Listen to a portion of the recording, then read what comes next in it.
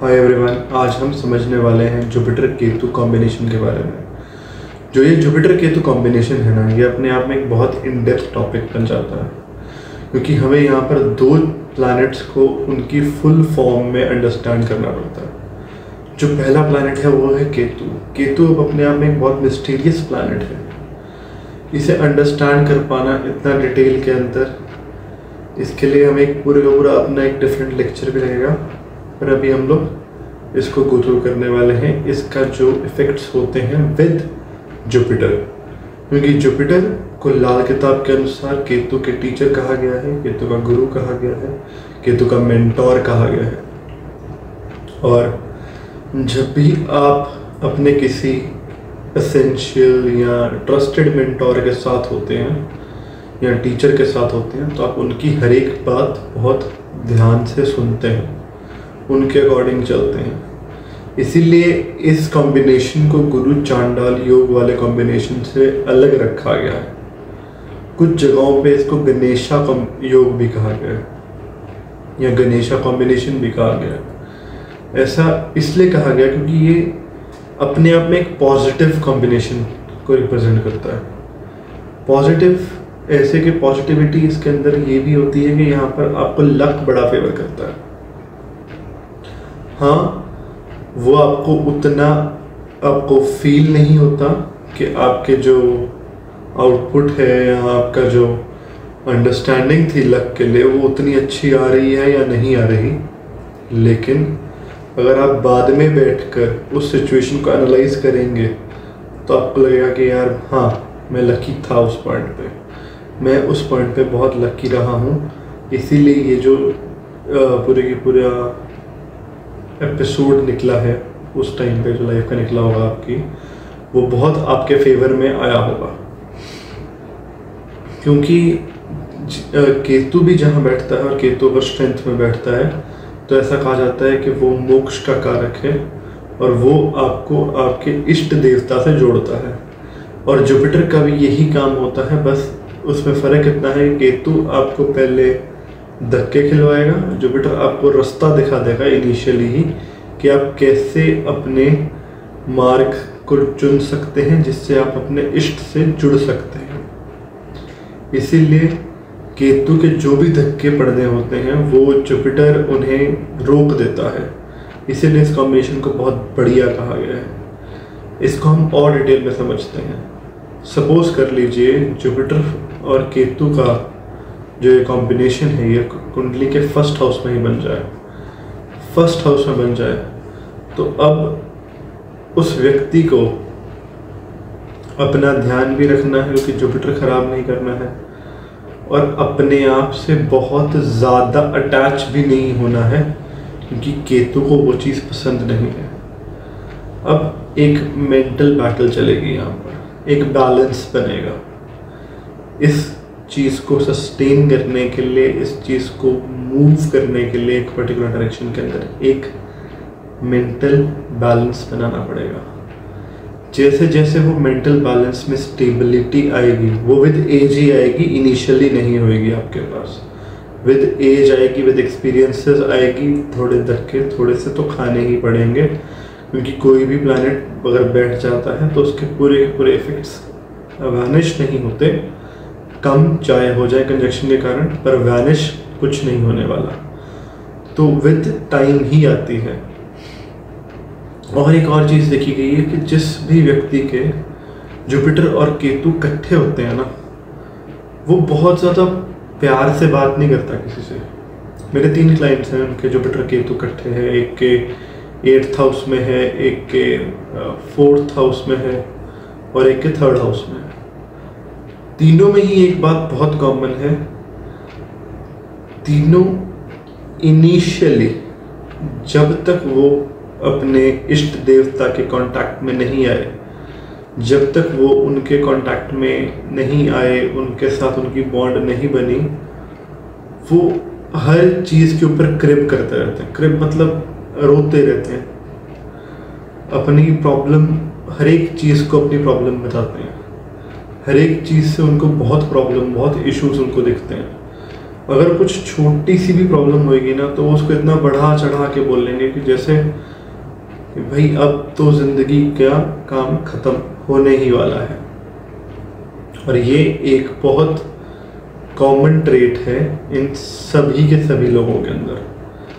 दूसरी जो सबसे एसेंशियल बात यहाँ पर हमें दिखती है जुपिटर केतु वालों के अंदर, वो ये है कि ये सारे इनिशियली जब मैच्योरिटी आती है तब ये लोग धार्मिक नहीं होते, तब ये लोग इनिशियली धार्मिक नहीं थे, धीरे धीरे हुए हैं ओवर द इयर्स, धीरे धीरे टूवर्ड्स राइट डायरेक्शन आए हैं, इनके इष्ट देवता मिले हैं, किसी की जो बॉन्ड है वो भगवान शिव के साथ ज़्यादा अच्छी है, ज़्यादातर लोगों से भगवान शिव के साथ ही अच्छी है यहाँ पर, किसी की माता आदिशक्ति के साथ अच्छी है, दुर्गा माता के साथ अच्छी है, वो भी भगवान शिव का रूप ही काउंट किए जाएंगे।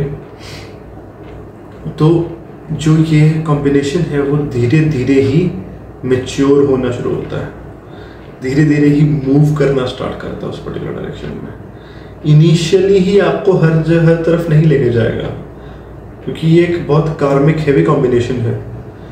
जो चीज़ें कार्मिक हैवी होती हैं वो आपको इनिशियली तंग करती हैं, आपको दूसरे रास्तों पर लेकर जाती हैं, जहाँ से आप खुद को संभाल कर सही टाइम पर वापस लेकर आएंगे। और ये मोस्टली लोग ज़बान के बहुत कड़वे होते हैं, बहुत ज़्यादा कड़वे रहते हैं ये। बहुत लंबे पीरियड तक मैंने देखा है कि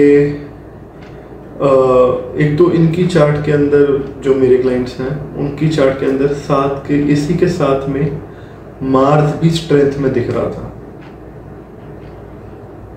तो मार्स जब स्ट्रेंथ में दिखता है और ये कॉम्बिनेशन बना होता है तो ज़बान उतनी मीठी नहीं है, उतनी तो छोड़ो आप, मीठी ही नहीं है, ये आप मान के चलिए। क्योंकि ये मैंने देखा है मेजॉरिटी ऑफ द टाइम्स ये अपने अलावा किसी और का भला नहीं चाहते। जब तक इनको इनके इष्ट देवता नहीं मिलते, उनके साथ बॉन्डिंग में नहीं आते, उसके बाद ये इनके अंदर एक ठहराव देखने को मिलता है। जब वो ठहराव आता है, वो ठहराव आने के बाद ये अपने आप के अलावा कहीं और किसी और पर फोकस करना पसंद करते हैं। उससे पहले नहीं, उससे पहले इन्हें नफ़रत होती है कि कोई और इनसे ऊपर ग्रो कर रहा है, इनसे आगे ग्रो कर रहा है, इनसे ज़्यादा अच्छा है किसी और फील्ड के अंदर। क्योंकि केतु जो है ना, केतु आपको डिटैच करने के लिए आपका मन खट्टा करेगा। और मन वो खट्टा कैसे करेगा, वो आपको बारी बारी दिखाएगा कि यार इस फील्ड में तेरे से बेटर लोग हैं, इस यहाँ पर भी तेरे से बेटर हैं, तो कुछ अच्छा कर नहीं पा रहा। चाहे आप बहुत अच्छा कर रहे हैं, चाहे आप बहुत अच्छा कर रहे हैं, लेकिन फिर भी ये आपको बारी बारी याद दिलाएगा कि आपकी सेल्फ वर्थ अभी भी 0 ही है। और जुपिटर एक बहुत सौम्य प्लैनेट है, वो डोमिनेट नहीं करते। वो आप देख सकते हैं देवगुरु होने के बाद देवताओं को कंट्रोल नहीं करते। देवताओं को कंट्रोल तो सूर्य देव कर रहे हैं। तो वो एक रिस्पेक्ट उनको वैसे मिलती है, पर वो उसकी ना डिमांड कर रहे हैं, ना वो उसके लिए कोई बहुत स्ट्रिक्ट एक्शंस ले रहे हैं। वो उस चीज़ को थोड़ा सा लाइटर नोट पे पीछे ही रखते हैं। और उनका जो हम कहते हैं आयरन फिस्ट कहते हैं कि लोग आयरन फिस्ट को यूटिलाइज करके गुस्से से डोमिनेट करते हैं, वो उस चीज़ से बिल्कुल अगेंस्ट हैं। उनको डोमिनेट करना बिल्कुल ही पसंद नहीं है। ये भी यहाँ पर एक बहुत प्रॉब्लमेटिक ट्रेट देखा गया है कि जिस भी हाउस में ये कॉम्बिनेशन बनेगा, वो हाउस ये डोमिनेट नहीं कर पाएंगे। वो हाउस के अंदर ये इनिशियली जब तक इष्ट देव नहीं मिले तब तक तो डोमिनेट करने की बहुत कोशिश करते हैं, पर जहाँ भी ये डोमिनेट करने की कोशिश करते हैं वहाँ पर वो बॉन्ड, वो रिलेशन इनका ख़राब ही होता है।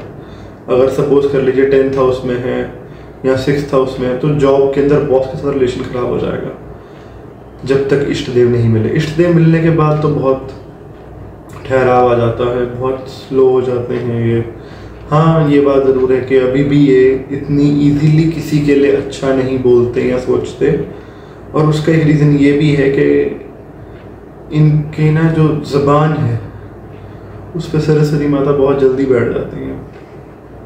तो अगर ये कुछ पॉजिटिव बोलेंगे, कुछ नेगेटिव बोलेंगे, बड़ी जल्दी वो कैच हो जाता है, बड़ी जल्दी वो पकड़ा जाता है।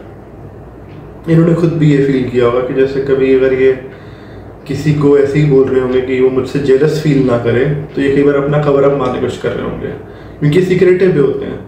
तो ये कवर अप मारते हुए ये कहते हैं कि यार मेरी और इस पर्सन की बॉन्ड अच्छी नहीं है, और ये 1 या 2 दिन में इनको दिख जाएगा कि उसके साथ इनकी बॉन्ड ख़त्म होती ही जा रही है।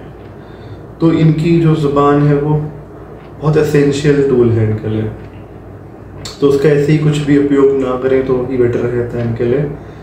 और बहुत सिस्टमैटिक तरीके से लाइफ को चलना पड़ता है यहाँ पर, क्योंकि एक डिसिप्लिन फॉलो करना पड़ता है। क्योंकि आप ये देख लीजिए, जुपिटर केतु जहाँ बैठा है उसके बिल्कुल ऑपोजिट राहु बैठा होगा, और राहु फिराक में होता है कि जैसे ही जुपिटर ढीले पड़े, जैसे ही डिसिप्लिन थोड़ा सा ढीला हुआ, जैसे ही थोड़ा सा भी इशू आया, आपके लिए इल्यूजन्स शुरू हैं, इल्यूजन्स शुरू हो चुकी हैं। अब आपका दिमाग घूमना शुरू हो चुका है।